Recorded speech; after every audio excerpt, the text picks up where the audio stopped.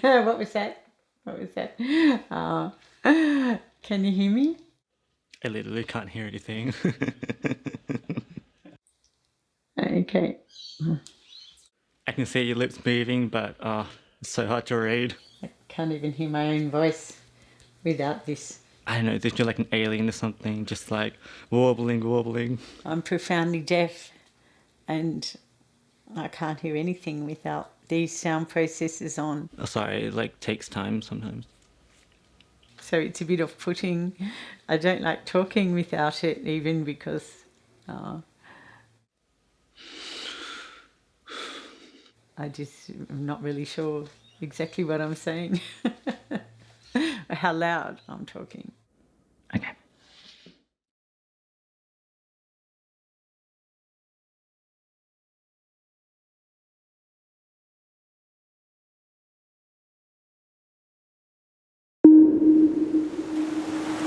I had a good life. I was living in Coogee for a while.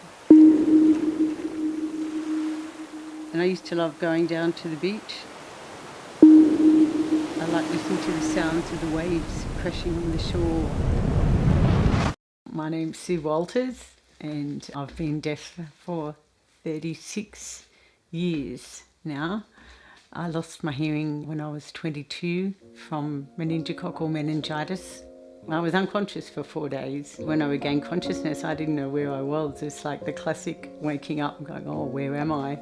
First I had to learn to walk again, even just stand on my legs. All the sound around me, like I couldn't hear anything that was related to the outside world. No birds, no cars, no waves. My life as I'd known it stopped because, hey, I couldn't work, I couldn't study. Yeah, my social life just stopped altogether. I just didn't go out. Next thing, they were referring me to this professor at Royal Prince Alfred Hospital, and they were talking about this cochlear implant. And of course, we had no idea what it was really about. At first I said, oh, I don't know, I'm still waiting for my hearing to come back. And then I think a couple of months later, I just thought, oh, well, you know, maybe I should try it because it doesn't seem like my hearing's coming back. And so we went ahead.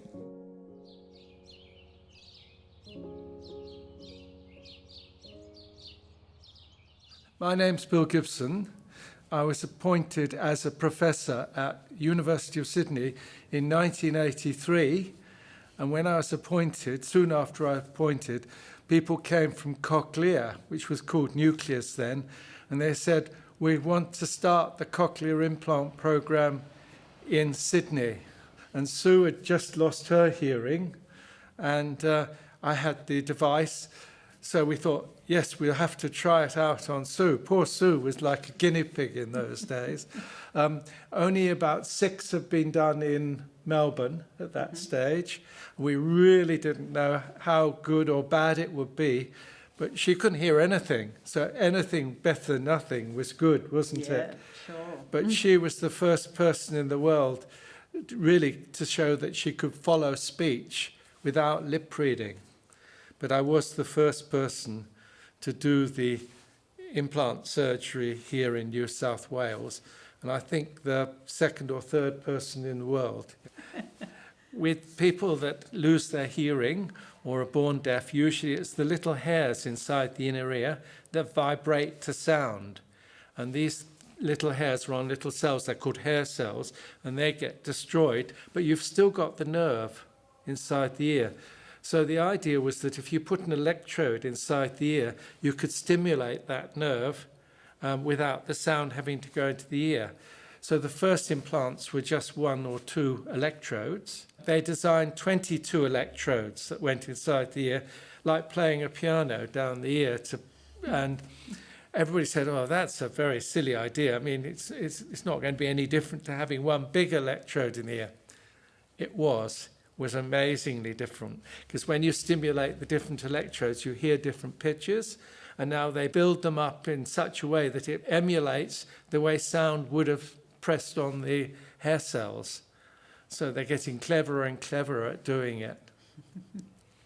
My name is Jackson. I'm 21 years old. I have a twin sister as well, actually. And then as a newborn, born prematurely, you're not really expected to live at that age because we were so tiny. They had to inject us with drugs to keep us alive. And one of the side effects was deafness. And both my sister and I became deaf as a result of the drugs. But she recovered, and I never regained my hearing. So that's how I became deaf, essentially. This coil, this is actually what transmits the sound. So there's the implant there under the skin, and this sticks with a magnet now. I used to have a nucleus 5, and now I have a nucleus 6, and I'm waiting on a nucleus 7, which is much like this one, except it is a lot thinner, looks cooler, it's got like a gold band on it, and it's much more portable. When I put my sound on, I hear the birds, because here it's very bushy and there's a lot of birds. And so I put my sound on in the morning, and oh, there's all the birds. The sound I love the most. My dog's barking. I guess, yeah, it's very hard to describe. It's very hard to explain. It's like, majority of people have never experienced this. It is a pure disconnect from the world. I've watched people, I think I probably open my eyes far too wide sometimes trying to get more information. I've never really used sign, but I probably tend to use body language more than I used to.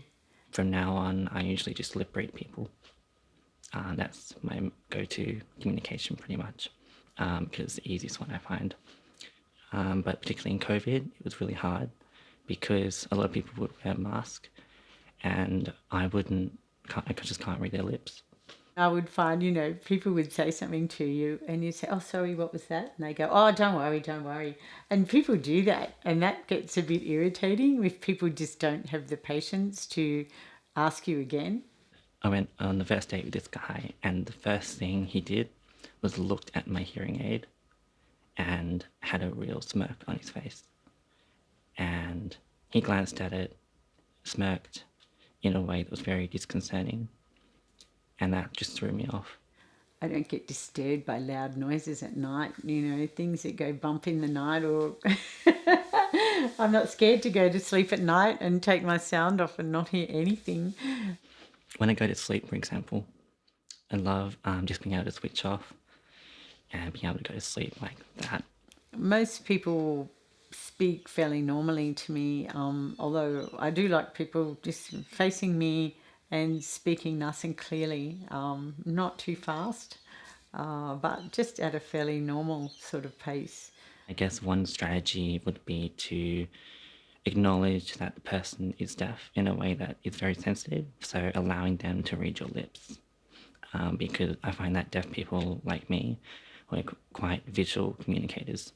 Sometimes you just need to spend a bit more time communicating with the deaf person to get your point across.